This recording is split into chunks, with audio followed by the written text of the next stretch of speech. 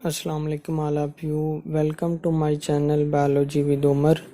जी students, आज का हमारा टॉपिक है पैरिथ्रम, पैरिथ्रिन और पैरिथ्राइड्स इंसेक्टिसाइड। इस लेक्चर में हम पैरिथ्राइड्स के जनरल इंट्रोडक्शन और पैरिथ्रिन और पैरिथ्राइड्स में डिफरेंस क्या है और पैरिथ्राइड का हिस्टोरिकल बैकग्राउंड क्या है, इसकी टाइप्स कौन सी हैं और मेटाबॉलिक रिएक्शन कौन से हैं और ओरल अब्जॉर्प्शन किस तरह होती है पैरिथ्राइड्स की डिफरेंट मैमल्स में, कॉन्जुगेट मॉलिक्यूल कौन से होते हैं और टॉक्सिकोलॉजी इफेक्ट क्या है पैरिथ्राइड्स का, इस सब की डिटेल से स्टडी करेंगे। तो सबसे पहले हम इंट्रोडक्शन पे आते हैं। पैरिथ्रम क्या है? ये क्रिसैंथेमम एक फ्लावर है अफ्रीकन स्पीशीज का, उसका एक रिफाइंड एक्सट्रैक्ट है जिसको बहुत ही ज़्यादा इंसेक्टिसाइड के तौर पे यूज़ किया जाता है। और पैरिथ्रिन क्या है? ये प्योर फॉर्म है या प्योर एक्सट्रैक्शन है किसकी? इंसेक्टिसाइड की, जो कि यूज़ की जाती है हाउस होल्ड में या डिफरेंट मॉस्किटोज के कंट्रोल के लिए। जी नेक्स्ट पे है पैरिथ्राइड। पैरिथ्राइड्स क्या है? ये एक सिंथेटिक कंपाउंड्स है और ये भी इंसेक्टिसाइड के तौर पे यूज़ किया जाता है। पैरिथ्रिन और पैरिथ्राइड्स को कॉमनली मॉस्किटो कंट्रोल के लिए यूज़ किया जाता है और मैमल्स में डिफरेंट डिजीज जिसके काजेटिव एजेंट जो इंसेक्ट्स हैं और उन इंसेक्ट को कंट्रोल करने के लिए स्पेशली रोडेंट्स में, ह्यूमंस में पैरिथ्राइड्स को कॉमनली यूज़ किया जाता है। और इसका बेनिफिट ये है कि ये रैपिडली मेटाबोलाइज हो जाते हैं, मतलब टिश्यू में अकोमुलेट नहीं होता, इजीली जो यूरिन के जरिए एक्सक्रीट इसको कर दिया जाता है। उसके बाद आता है कि डिफरेंस क्या है पैरिथ्रिन और पैरिथ्राइड्स में। पैरिथ्रिन जो है ये नेचुरली कंपाउंड है और इसका जो टॉक्सिसिटी लेवल जो है वो कम होता है, लेकिन जो पैरिथ्राइड्स है ये सिंथेटिक कंपाउंड्स है और इसका टॉक्सिसिटी लेवल जो है पैरिथ्रिन से बहुत ही ज़्यादा होता है। जी नेक्स्ट पे आती हैं इसकी टाइप पैरिथ्राइड्स की, सिंथेटिक पैरिथ्राइड्स की टाइप्स कौन सी हैं। तो इसकी फर्दर टू टाइप्स हैं, टाइप 1 कंपाउंड्स और टाइप 2 कंपाउंड्स। टाइप 1 कंपाउंड में क्या होता है कि इसमें अल्फा और साइनो ग्रुप नहीं पाया जाता है और टाइप 1 कंपाउंड्स में परमेथ्रिन, एलेथ्रिन और टेट्रामेथ्रिन पैरिथ्राइड्स की एग्जांपल में आ जाता है। और टाइप 1 कंपाउंड में जो पैरिथ्राइड्स इंक्लूड किए जाते हैं वो टेम्परेचर, एयर और लाइट के लिहाज से सेंसिटिव बहुत ज़्यादा होते हैं और इसको इंडोर पेस्ट के कंट्रोल के लिए यूज़ किया जाता है। लेकिन जो टाइप 2 कंपाउंड्स है इसमें अल्फा साइनो ग्रुप पाया जाता है और इसकी एग्जांपल में डेल्टा मैथ्रिन, साइफ्लोथ्रिन आ जाता है और ये टाइप 1 कंपाउंड से मोर टॉक्सिक है और इसको कॉमनली एग्रीकल्चर पेस्ट को कंट्रोल के लिए यूज़ किया जाता है। उसके बाद आता है कि हिस्टोरिकल बैकग्राउंड पैरिथ्राइड्स का क्या है। हिस्टोरिकली पैरिथ्राइड्स को 3 पीरियड्स में डिवाइड किया जाता है। फर्स्ट पीरियड जो है वो 1960 से लेके मिड 1970 तक है।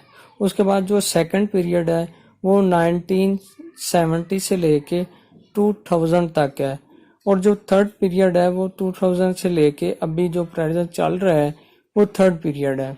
हिस्टोरिकल बैकग्राउंड के फर्स्ट पीरियड में क्या होता है कि मैमल्स के ऊपर पैरिथ्राइड्स के इफेक्ट को ज़्यादा स्टडी किया गया और इन मैमल्स में ज़्यादा जो मोस्टली रोडेंट्स को कंसीडर किया गया और उसके ऊपर पैरिथ्राइड्स के इफेक्ट देखे गए।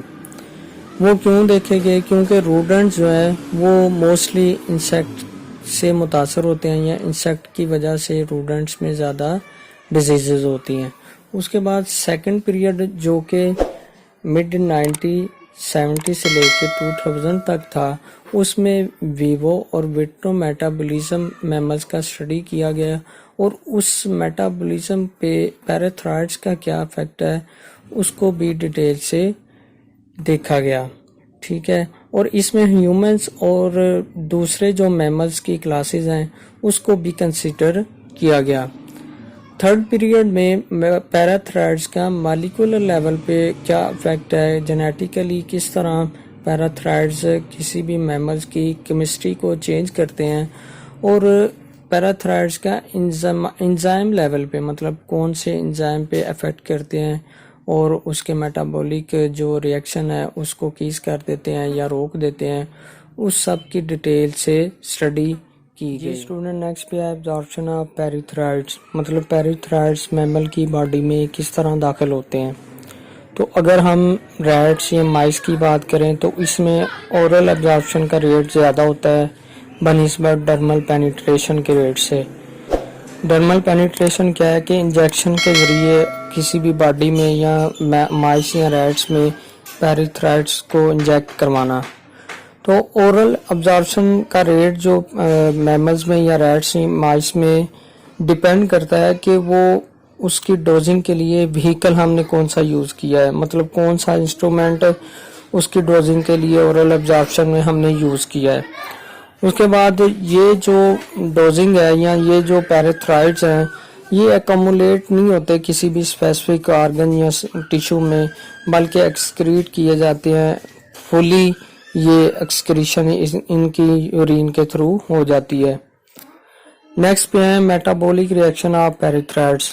मेटाबॉलिक रिएक्शन जो है पैराथ्राइड्स के उसको फर्दर 2 फेजेस में डिवाइड किया जाता है। सबसे पहले है फेज 1 रिएक्शन। इसमें क्या होता है कि जो ट्रांस और प्राइमरी अल्कोहल डेरिवेटिव्स हैं उनकी ऑक्सीडेशन और एस्टर हाइड्रोलाइसिस की जाती है। ऑक्सीडेशन इन मॉलिक्यूल के डिफरेंट साइट्स पे होती है, वो डिपेंड करता है कि इन मॉलिक्यूल का केमिकल स्ट्रक्चर किस तरह का है।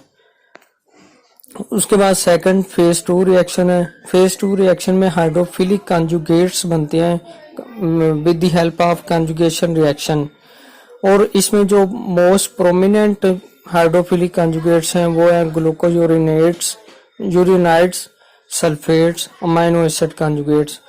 और आगे ये डिफरेंट कंजुगेट्स हैं जो कि डिफरेंट ऑर्गेनिज्म में पाए जाते हैं, जिसमें मोस्ट इम्पोर्टेंट ग्लाइसिन कंजुगेट जो है वो शीप, कैट्स, जर्बिल्स में पाया जाता है, और टायरोनिन कंजुगेट जो है वो माइस में हमें देखने में आया है। उसके बाद ग्लाइसाइल वालीन डाइपेप्टाइड जो है वो मैलड डक में देखने को मिला है। और नेक्स्ट पे है types of lipophilic conjugates. Lipophilic conjugates जो कि फेज 2 रिएक्शन की वजह से बनते हैं, उनकी फर्दर टाइप्स हैं, जिसमें मोस्ट प्रोमिनेंट जो है कोलेस्ट्रॉल एस्टर है, ग्लिसराइड है, और बाइल एसिड कंजुगेट्स हैं। बाइल एसिड कंजुगेट्स को हम फ्लोविवेलिनेट भी कहते हैं। फेनवैलिनेट जो है एक लिपोफिलिक कंजुगेट है जो कि माइस और रैट्स में ऑब्जर्व किया गया, और साइंटिस्ट ने ये बताया कि इसकी लॉन्ग टाइम डोजिंग की वजह से जो रैट्स और माइस में ग्रैनुलोमेटस चेंजेस आ सकती हैं, मतलब ये एक कॉजेटिव एजेंट्स है रैट्स और माइस में एक डिजीज का। नेक्स्ट पे है मेटाबॉलिज्म इन ह्यूमन, मतलब पैराथ्राइड का ह्यूमन के मेटाबॉलिज्म पे क्या इफेक्ट है इसके बारे में बताया गया है। तो इसमें कहते हैं कि जो विट्रो कंपैरेटिवली मेटाबॉलिज्म की जब स्टडी हुई, विट्रो और विवो हमने पीछे भी टर्मिनोलॉजी पढ़ी है। तो विवो का मतलब होता है कि जो एक्सपेरिमेंट किसी भी लिविंग ऑर्गेनिज्म के अंदर हो, इनसाइड द बॉडी हो, उसे हम विवो कंसीडर करते हैं। विट्रो वो ऐसा एक्सपेरिमेंट है जो कि आउटसाइड द लिविंग ऑर्गेनिज्म या आउटसाइड द बॉडी होता है, उसे हम विट्रो कंपैरेटिव मेटाबॉलिज्म कहते हैं। और उस स्टडी से 14 कार्बन ट्रांस परमेथ्रिन और 14 कार्बन ट्रांसफिनोथ्रिन को आइडेंटिफाई किया गया। और उसमें एक और चीज़ देखी गई कि ह्यूमन और रैट्स में जो पैराथ्राइड का इफेक्ट है वो तकरीबन सेम ही है, मतलब उसमें HPLC रेडियो ऑटोग्राम जो है वो दोनों में सिमिलर था। उसके बाद नेक्स्ट पे आता है toxicology difference in different organism, मतलब डिफरेंट ऑर्गेनिज्म में जो पैराथ्राइड की टॉक्सिसिटी का इफेक्ट है वो किस तरह है।